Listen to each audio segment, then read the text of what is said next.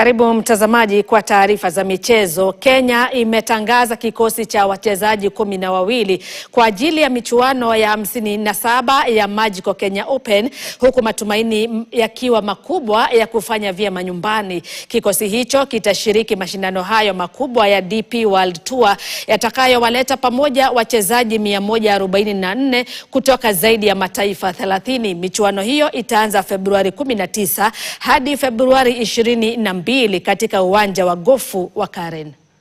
In strength and conditioning, but beyond everything else is that we have had a very good outing. Before the Magical Kenya Open, we had what we call the Equator Tour, which is a tour that gave us about 6 to 8 events. So we've been playing, we've been in a tournament mood throughout as we await the Magical Kenya Open. So I believe this year, because of the preparation we've had, we are looking forward to a good performance. Fantastic time for our fans in Kenya. I know they have been criticizing a lot many years, but they never knew that we have never had many tournaments to prepare. But this time I'll tell them that they will expect a lot and they will have a Kenyan or Kenyans in top 10. They should expect a great show. People call me a showman, but I like to play simple golf. And yeah, they should just expect good golf from me, and yeah, all 4 days. We will be hosting more than 29 countries.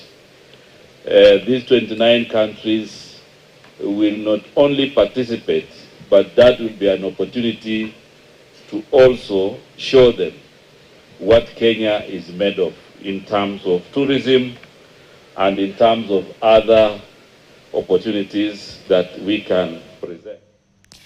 Mwakilishi pekee wa Kenya katika michezo ya Olimpiki